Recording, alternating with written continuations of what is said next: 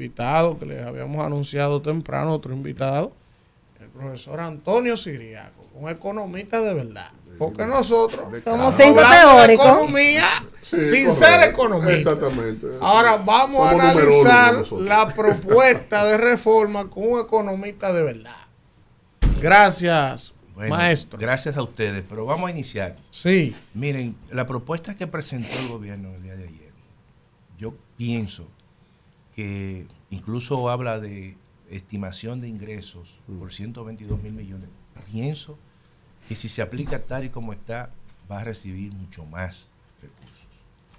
Las estimaciones que nosotros hemos hecho, que posiblemente pueda estar recibiendo entre 150 mil y 175 mil millones. ¿Cómo va a ser? Casi el 2%. Son 2% del PIB. Miren por qué. Vamos ahora con algunas medidas que se han tomado. Es evidente que el peso de estas medidas recae en los sectores de clase media. Y si hay quizás una oportunidad de mejora, digo oportunidad de mejora porque esto va al Congreso, y ojalá que en el Congreso se mejoren una serie de elementos que se han planteado ahí, es el hecho de que al sector de la clase media no hay ningún elemento compensatorio, todo lo contrario. Se le quita una serie de válvulas de escape que tiene el sector de la clase media. Pero vamos con el impuesto sobre la renta. Se plantea una declaración obligatoria de aquellos que tienen un salario mensual por encima de los 52 mil pesos. Ustedes saben la cantidad de gente que tiene 3 y 2 trabajos.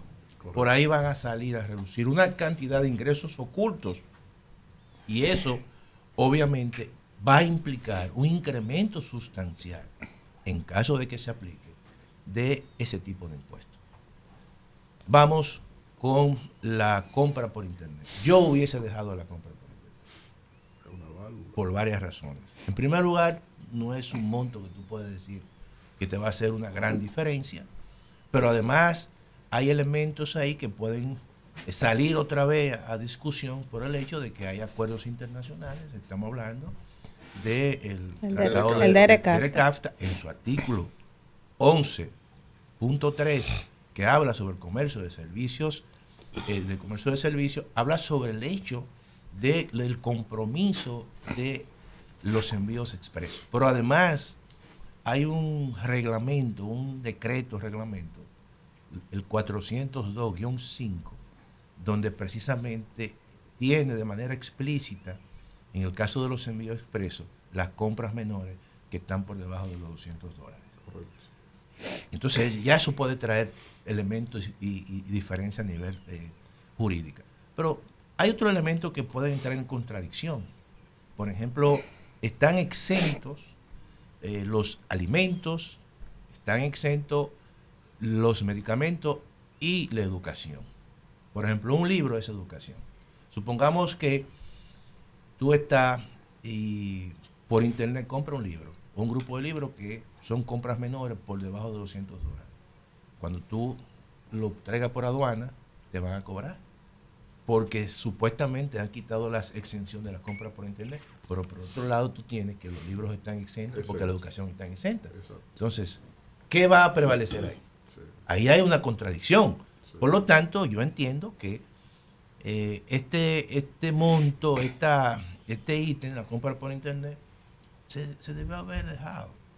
Porque es un escape que tienen los sectores de clase media. Los sectores de clase media no aparecen compensados.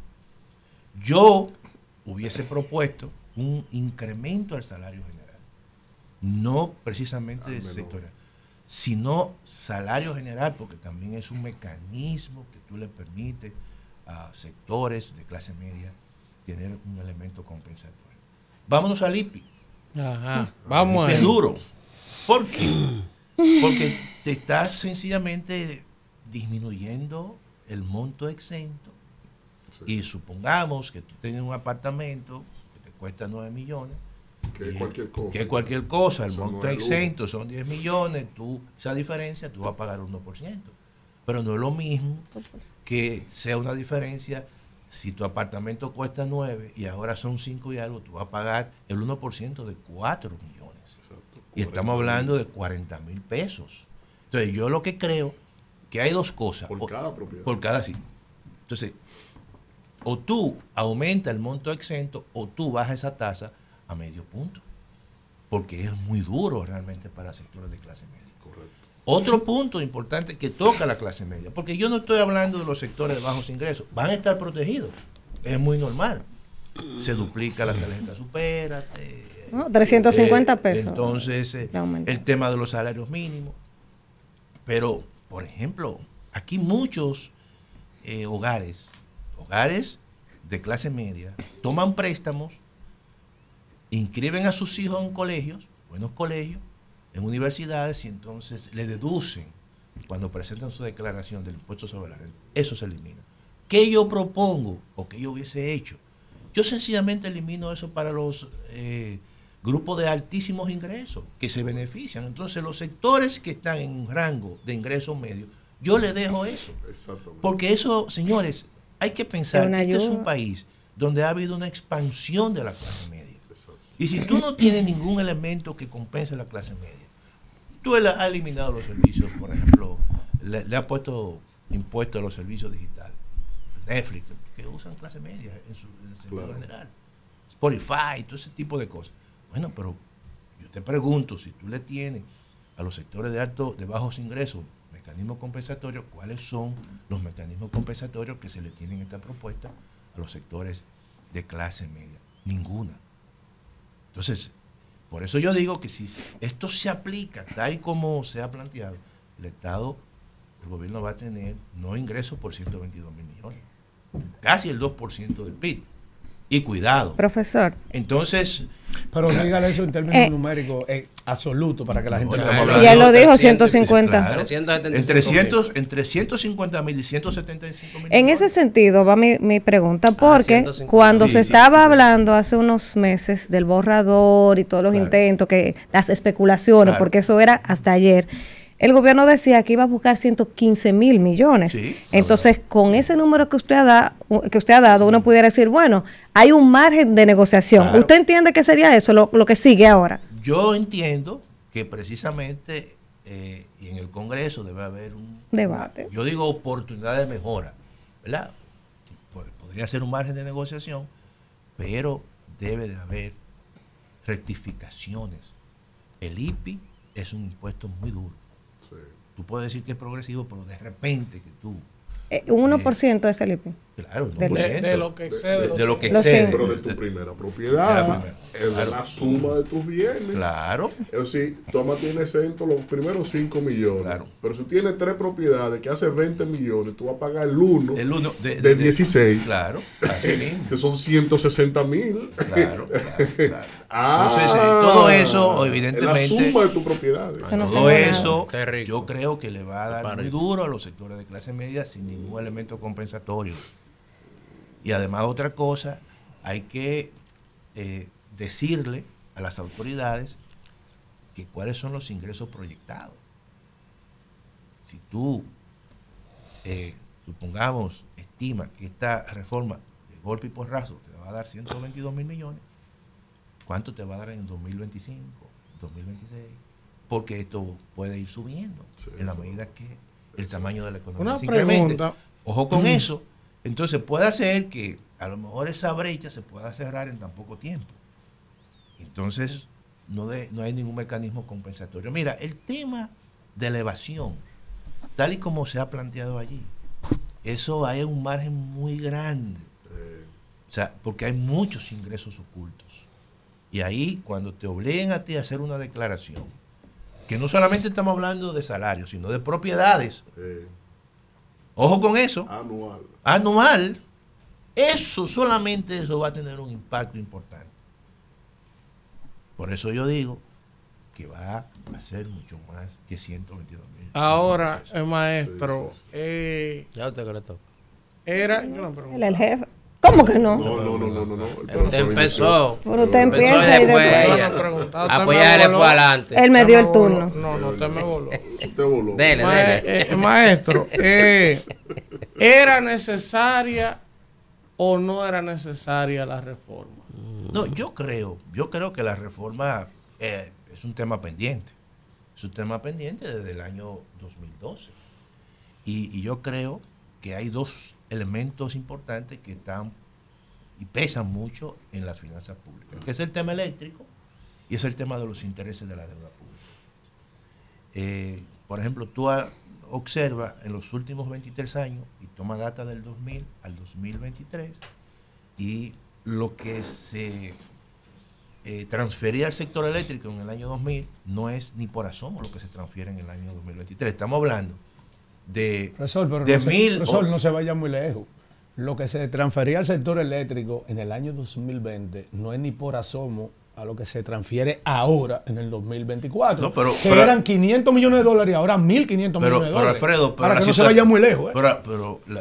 Yo digo muy lejos porque la situación es incluso hasta más patética. Porque no es lo mismo tú transferir 1.500 millones de dólares de pesos, vamos en pesos, a 75.000 millones.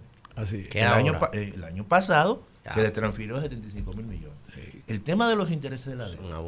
Aquí en el año 2000, con respecto a los intereses de la deuda, está muy por debajo del 1%, del 1%.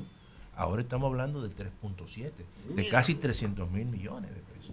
Entonces, todo es interés. 300.000. Sí. Entonces, todo eso yo creo que había. Lo que tú aprobaste. Que había que hay que buscarle una solución. Ahora, la reforma tú la planteas en función, evidentemente, de cómo tú puedes cargar el ajuste y dónde tú vas a cargar el ajuste y qué tan fuerte es el ajuste, porque tú lo puedes distribuir en el tiempo, pero de repente tú planteas un ajuste, una reforma que quiere buscar 122.000 millones y que van a hacer más sobre la base de cargar un sector, evidentemente, que no lo compensa. Y yo creo que ahí hay muchas oportunidades de mejora. Yo digo oportunidades de mejora porque al final esto va al Congreso, habrán vistas públicas, pienso yo, y entonces hay elementos que tú puedes mejorar. Nosotros, por ejemplo, ¿verdad?, saludamos el hecho de que tú puedas eliminar el anticipo. Nosotros, desde la Facultad de Ciencias Económicas y Sociales, propusimos algo mucho más incluso innovador, que fue la creación de un monotributo que abarcara básicamente a las MIPYMES, que le quitara el anticipo, pero además también que el pago era un pago único y que eso lo podían pagar. Gane o pierda. No, un solo pago, que incorporara la TCS, que incorporara, por ejemplo, la Infotet, y que se crease concomitantemente con el monotributo un plan de financiamiento a través de PROMIPYME para todo aquel que cayera en el monotributo. Pero no es un mecanismo, y no es un mecanismo de recaudatorio, es un mecanismo de formalización y de incentivo para que todo aquel que estaba o que está en la informalidad pueda entrar y decir, pero ven acá, la formalización también tiene sus beneficios. ¿Tú entiendes? Sí. Entonces, eso fue una propuesta que hemos hecho nosotros y que a lo mejor algunos elementos se tomaron, pero era mucho más agresiva. En aquellos países donde hay monotributo, la tasa de informalidad es más baja. El país en América Latina que tiene la tasa de informalidad más baja es Uruguay. Y mira, en Uruguay existe algo parecido a la cesantía. Oye bien, y tiene una tasa de informalidad baja. Eso no es un factor. La cesantía no es el factor para que la gente, ¿verdad? Porque te dicen, mira, es la estructura impositiva. Es la estructura impositiva. Y allí realmente es un 22%. Y tú dices, pero ven aquí, ¿por qué allí con una estructura y una economía parecida a la economía dominicana, aunque hay menos gente, allí hay menos informales que en la República Dominicana? Los servicios. Entonces, de manera que hay una estructura impositiva que es muy simple. Exactamente. Entonces, yo creo que había que, por lo menos, y hay espacio todavía, para mejorar esa propuesta.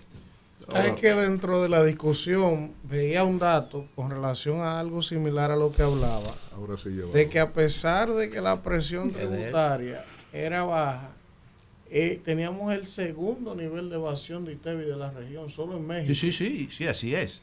Por ejemplo, el tema de la evasión es un tema. Aquí hay dos temas fuertes en la estructura 60 tributaria. Y pico, por cierto. En el caso de impuestos sobre la renta. Ok. ¿Y del ITEVI? Y del ITEVI un 43%. Es que es un problema. Pero déjame decirte lo siguiente, con eso de la declaración obligatoria, básicamente, eso, oye bien. Eso va a ser una revolución. Eso va a ser una. Eso, ahí le va a entrar una cantidad de recursos al Estado Dominicano. Pero yo digo que explíquele a la gente con lo que consistirá la declaración obligatoria, maestro, para ir edificando a la gente. Sí, mira, lo primero es que tú sabes cuántas personas están que deben de declarar todos los años a la República Dominicana. Personas físicas, 2 millones. ¿Tú sabes cuánto declaran? 80,000. Oye bien. De la persona física. De declarar? Hay 2 millones. Persona física. Y solamente declaran 80. Ay, mi madre. Entonces, cuando yo presento una declaración, que yo diga cuántos son mis ingresos, cuál es mi propiedad, tal y como uno realmente hace una declaración, ¿verdad? Jurada, Cámara de Cuentas, jurada, que tú dices, tengo esto, tengo lo otro, quizás más simple. Entonces, cuando hagan así el macheo, ya, pero ven acá, tú tienes algo que no declaraste, o tú tienes una propiedad que no declaraste, y tal cosa. Oye, oigan eso, ¿eh? Ustedes van a ver realmente el criterio con esa parte. Entonces, eso es un tema importante. En el caso del ITEVIS, que el ITEVIS, bueno, ahí ya se ha venido trabajando, se han cambiado los comprobantes fiscales, muchas empresas, aquí hay 100,000 empresas. La factura electrónica. 100,000 empresas que declaran pérdida todos los años. Yo creo, hay un factor. Por muchas razones. Ahora, hay un tema. Esa ilusión, mucho mareo. Sí, muchas razones. Sí, contabilidad creativa, no hay una gestión, vamos a decir, eficiente de la DGI. Tendrán que reforzar a la DGI, porque si se habla de que se va a supervisar y no lo han hecho, no sé qué mecanismo van a utilizar. Sí. ¿Entienden? Entonces, son elementos que yo creo que hay que...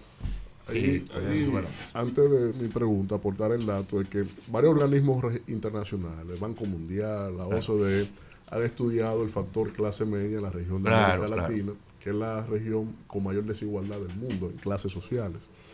Y aportan cuando tú estudias todas esas publicaciones, hay un denominador común: la credibilidad en el sistema público de servicios públicos. En Uruguay, que usted señala, sí, hay credibilidad en el sistema público de hospitales, escuelas, transporte. Claro. En Chile lo hay. Claro. Ahora, en un gobierno que todos los servicios públicos se han hundido, establecer esto, para mí, yo creo que lo que va a crecer no son los ingresos ocultos, como usted señala, es la evasión fiscal. Pero, porque vamos a convertirnos en campeones de evasión. Pero Víctor, oye bien. ¿Quién aguanta? Oye bien. ¿Cómo? Pero con los mismos ingresos. Pero yo creo que a partir de ahora el Estado tiene que asumir un compromiso con respecto al gasto. Han demostrado incapacidad. Entonces, esos son elementos que hay que darle seguimiento, porque tú sabes cuál es el problema del Estado Dominicano. Es que gasta mal. 86 pesos por cada 100 para el próximo proceso. Entonces, todo esto, o sea, y estoy hablando a nivel general, no estoy diciendo que aquí, sino que en sentido general no ha sido un Estado que ha gastado bien. Y te voy a decir lo siguiente, a lo mejor tú puedes decir, mira, y es cierto, las estadísticas indican que el gasto público con respecto al gasto total, el gasto corriente o el gasto público con respecto al PIB, no es de lo más alto en América Latina. Es verdad, pero tampoco ese gasto es un gasto que se gasta bien. Y hay que mejorarlo ahora. Si tú no le das compensación a los sectores de clase media y a la población en sentido general, tú tienes entonces que esos recursos, saber cómo se van a invertir, aplicar la ley de responsabilidad fiscal, que se aplique esa ley de responsabilidad fiscal, que yo creo que debió incluso hasta mejorarse aún más, porque nosotros planteábamos que dentro de un contexto de una ley de responsabilidad fiscal se pusiera una regla especial diciendo que todo el gasto de endeudamiento o de préstamo tiene que ser exclusivamente para gastos de capital. Debió de tener eso. O sea, que para garantizar que todo lo que se tome prestado sea aquí para invertirlo en inversión de capital. Sí. Pero esa es la realidad. Llegan al anacronismo de plantear que infraestructura pública. Vamos, Alfredo. No, pero soy yo. Sí. Te hizo un comentario, fue. Vamos, Víctor, vamos. Vamos a enriquecer esto. No necesitamos, usted es un economista. Profesor. Elías, vamos. Que el profesor diseñe un examen y vamos a tomarlo. Yo soy maestro, igual que usted. Vamos, Elías. Usted es un legulé. Profesor, tenemos lo siguiente. Un gobierno que gasta 86 pesos de cada 100 en gasto corriente. Un gobierno que aumentó la nómina en más de lo que ellos dicen que van a recaudar con esta reforma. Un gobierno que elevó lo que es la deuda externa a cifras ya que son astronómicos de 300 mil millones solo en intereses. ¿Cómo? Y a la vez entonces hace un proyecto regresivo, un proyecto fiscal regresivo en contra de una sola clase social, que es el compendio de todos los intentos de reforma fiscal que hicieron a los 4 años anteriores. Claro. Es lo mismo, ellos sumaron los 3 intentos y lo condensaron en uno solo. Ahora, ¿hacia dónde va esto?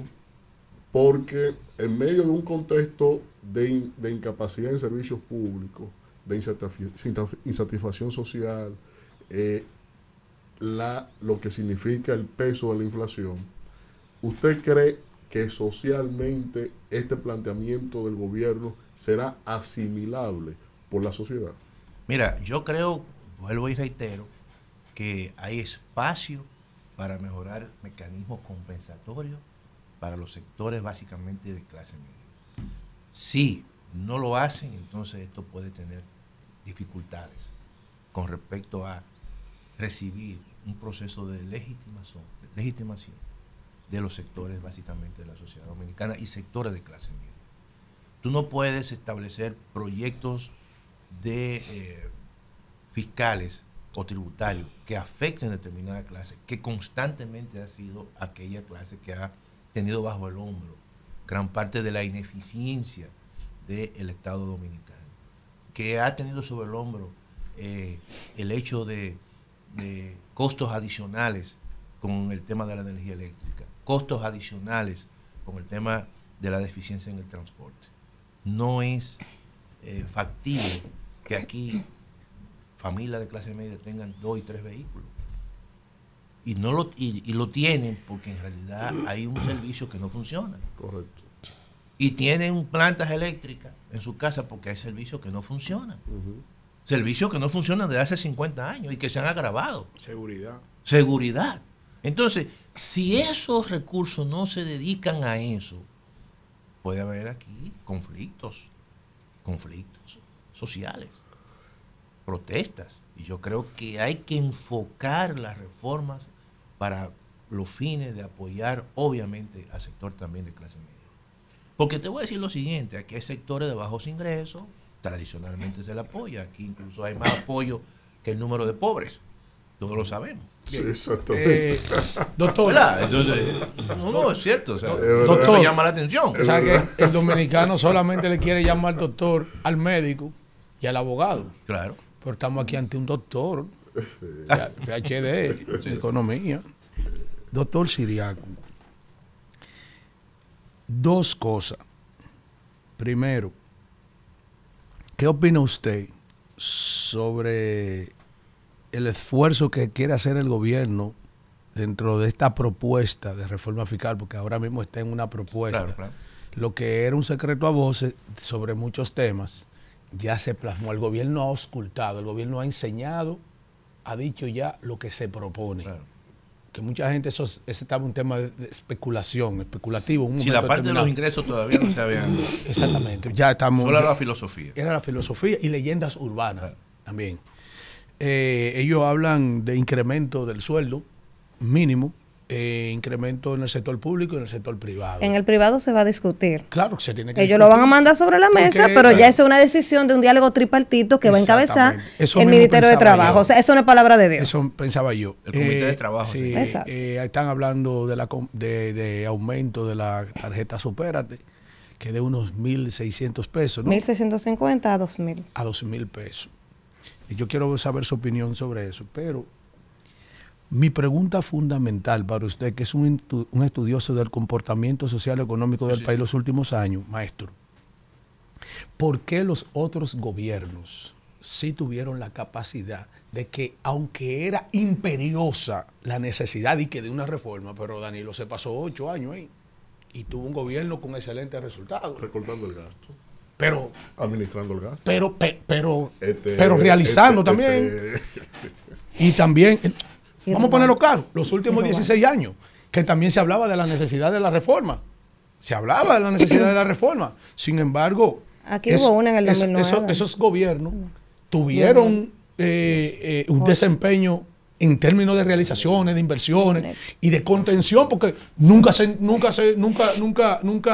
hizo la reforma. ¿Qué fue lo que pasó ahí? No, yo creo que tú sabes que la reforma, cuando nosotros hablamos de economía, hay que pensar que también la economía es economía política.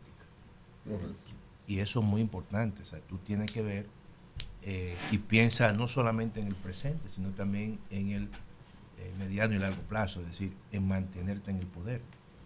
Y muchas veces aquí la gente actúa, y eso es correcto, ni tan cerca que me queme, ni tan lejos que no me Y se me quedó un dato, óigame, a pesar de que de la necesidad de esa reforma y que de manera imperiosa, índice de crecimiento sostenido en el tiempo, por encima del 5 y el 6%. No, evidentemente que ahí voy. ¿Qué es lo que ha pasado aquí? Lo que ocurre también que durante una parte de ese periodo hubo un ciclo de crecimiento prolongado de la economía. Y eso, en cierta manera, también hace que no te dé esa presión para tú hacer una reforma. Y también hay un componente, evidentemente, de carácter político para tú mantenerte. El presidente de la República actualmente asume que él no se va a reelegir, que él quiere dejar un legado en ese aspecto, y yo pienso que hay que tener cuidado con eso, porque también hay que pensar, pienso yo, desde el punto de vista del militante político, que no lo soy, pero si tú te pones con esa ropa, tú tienes que decir, espérate, pero también hay un componente político. Si no se piensa así, entonces no se ha comprendido por qué el PLD duró 20 años. Porque hay un componente, evidentemente, de carácter. Entonces, yo creo que si tú lo apuestas todo dentro de un contexto, incluso que a nivel internacional no es el mejor, porque hay que tomar en consideración eso. A nivel internacional hay conflictos y uno no sabe qué pueda ocurrir y cómo variables a nivel internacional pueden afectar el comportamiento interno. Entonces, si tú te la juegas, entonces ya tú tienes que las reformas tienen sus costos políticos y sus beneficios políticos. Y tú lo mides. Si hay beneficios políticos que por encima de ese sobrepasan el costo político, tú le das para adelante. Mira, por ejemplo, yo te puedo poner el caso del 4%. 4%. Perdone que aquí no se ha debatido eso, que se ha debatido que una reducción. No, ahora en el presupuesto tiene un poquito más. No, 4.10. No, ahora no. En el del 25. La propuesta. En el del 25. No, el del 25 la propuesta. En el presupuesto del 25 tiene 4.1. Sí. Y que ese presupuesto, me imagino que va a ser mucho mayor, porque si se incorporan esos ingresos, los 122 mil millones, estamos hablando de el ingreso, el proyecto de ingreso va a ser de 1.4.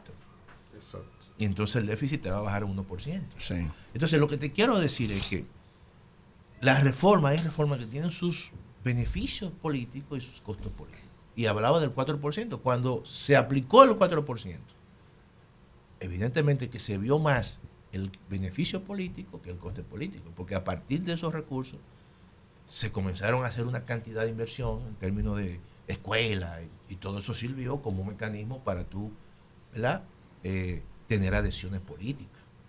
Y eso tuvo un beneficio político por encima del coste político. Eso se midió. Entonces las reformas la miden. Entonces yo creo que ahora hay que medir eso bastante bien. Hay que ver los entornos, porque no es lo mismo de 10 años atrás, donde el entorno era diferente, donde los partidos políticos o los que estaban en el poder tenían ese margen y decir, bueno, hay un crecimiento de la economía, ese crecimiento de la economía me permite a mí aguantar y no hacer reformas profundas.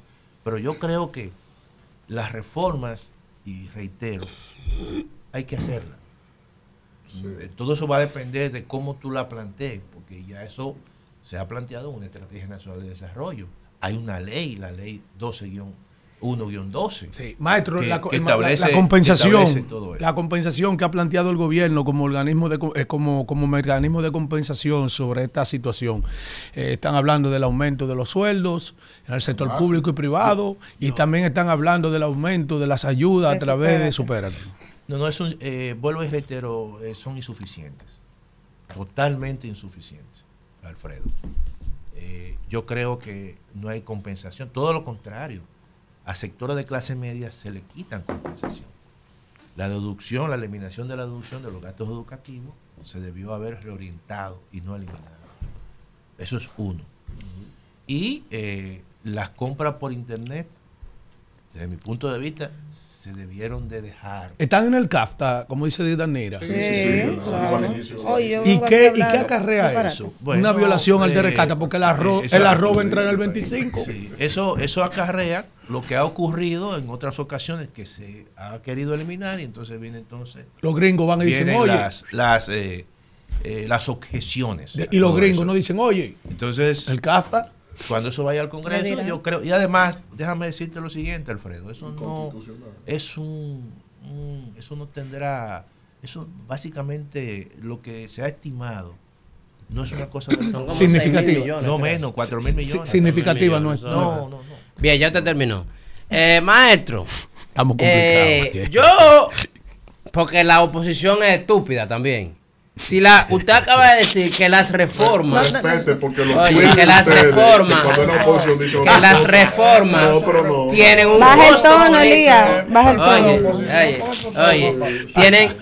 reformas tienen un costo político y Luis se lo ha jugado a perder el gobierno.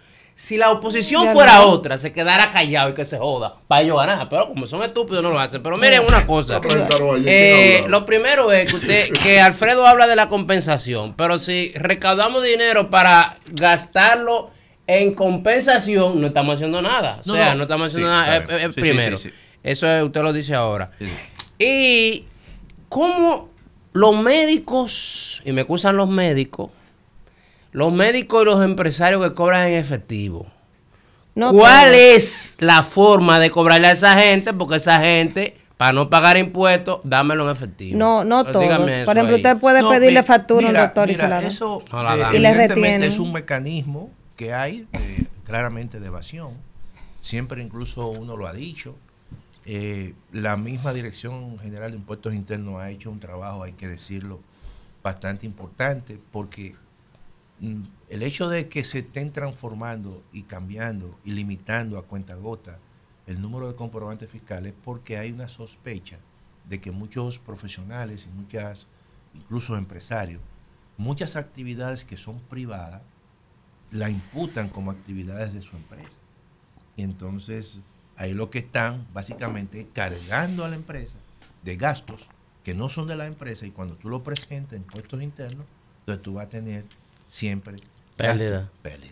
Lo mismo ocurre con determinado tipo de profesionales liberales, ¿verdad? Que muchas veces no declaran, que le pagan en efectivo y entonces no te dan ningún tipo de comprobante, y entonces ahí se están quedando con una parte del dinero que le tienen que pagar al fisco.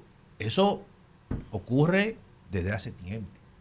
Entonces hay que buscar mecanismos en ese aspecto estricto y estimaciones estrictas para bajar eso. No es que se va a eliminar, porque siempre hay, yo le llamo a esto contabilidad creativa, ¿verdad? Eso es parte de la ladrón y guapo. Y eso déjame decirte, no solamente lo hacen esos profesionales. Contabilidad creativa, profesor, oiga, que término, el doctor Siriaco. Aquí se le... Ladrón. Por ejemplo, se ha eliminado, bueno, en esta propuesta, las exenciones a un fondo del sector turístico. Bueno, ahí también ha habido muchos elementos, ¿verdad?, que no han sido bastante transparentes. Entonces yo creo que ese tipo Doctor, ahí mismo. No, ningún ahí mismo. Yo tengo una pregunta. Usted lleva 5 ahí. Usted le va a preguntar sobre la compensación.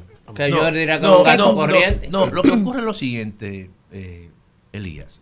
Tú puedes, de ese monto que tú vas a recaudar, decir, mira, voy a invertir en atención primaria. Eso es correcto. De tú mejorar toda la infraestructura de transporte. Es correcto. Pero yo me refiero a compensaciones inmediatas, que son exenciones que se han eliminado, que de una forma u otra pudiesen mejorarse para que vayan dirigidas a sectores de clase media. Por ejemplo, las compras por internet. Eso es un mecanismo. Que a los pobres le dan clase media. Claro. Vamos a eliminar eso de comprar por internet, está bien. Entonces, la compra por internet. No, usted va a Miami a comprar. No, se mantiene. No, eliminar, o sea, quitarle los 18%. Sí, que se mantenga. Yo creo que eso no es una cosa, todo lo contrario. O los gastos educativos, que tú digas, mira, los que están en el tramo de ingreso más alto. La familia se organiza con eso. Entonces, tú se la quitas porque al más rico tú no le vas a dar una exención para que tenga sus hijos en el Caro Morgan. Exacto. Ahora, si no le sabe a nada. Si nos la dan a nosotros, es mejor, porque somos gente de clase media. Entonces, tú dices, solamente aquellos que están en ese tramo de ingresos van a recibir el gasto. Doctor. Eso se mejora. Y yo creo que en ese sentido, miren, las reformas siempre hay sectores que salen más afectados que otros, porque el Estado lo que busca es recaudar. Pero hay que minimizar esos costos. Sí, y eso es lo que uno obviamente quiere. Un oyente manda una pregunta. Por ejemplo, Alfredo tiene una casa en Yaguate y Alfredo consiguió unos pesitos y le hizo 2 niveles. Y ya la casa no vale lo mismo porque ahora vale, se le va a cobrar en base a los 3 niveles, el Estado va a ir a auditar, van a ir a tasar. Hay que ver porque generalmente en la zona rural y en la zona básicamente del campo hay exenciones que yo creo que se mantienen. Y por eso que ustedes ven que mucha gente hace niveles y tal cosa, pero ubicada en la zona rural. Creo que esa se mantiene en ese aspecto. ¿En qué tiempo? ¿Para qué villa? ¿Cómo tú compras una villa? ¿Y en qué tiempo veremos los resultados de esto? O sea, en 2 años, 3 años, porque todo lo que se ha prometido que se va a hacer no es para el año que viene. No, ¿en qué tiempo pudiéramos estar viendo? Esto tiene un impacto, Esto tiene un impacto a nivel incluso macroeconómico. La economía dominicana, con esta reforma, va a crecer menos. Va a crecer menos. Y el dólar se va a mantener mismo del dinero. Entonces, y el dólar va a subir. Para que ustedes vean, en el marco macroeconómico del presupuesto del año 2025, mucha gente no se ha detenido. El mismo gobierno ha planteado un crecimiento de 4.75, no de 5%, no de 5.2%. Tomando en consideración que esta reforma va a tener un impacto porque al final, es lo que yo digo, cuando tú le quitas capacidad de consumo a la gente entonces, el consumo es el componente más importante del PIB, representa más del 85%. Entonces tú ralentizas la economía. Y eso ha pasado. Entonces, va a depender entonces cómo el gobierno, qué tan rápido puede recibir esos recursos y lo va a invertir para que aumente el gasto público. Generalmente, en el caso del tipo de cambio, la devaluación para el próximo año, por ejemplo, en el presupuesto de este año de 50 casi 59 por 1, pero para el próximo año está a 63.1. Una devaluación de un 5%. Bueno, pero va a terminar gracias al doctor Antonio Siriaco. Espérate que me está entrando una llamada aquí. Doctor, aló. ¿Cómo así? Mire, guárdame 3. La caja fuerte que se está acabando.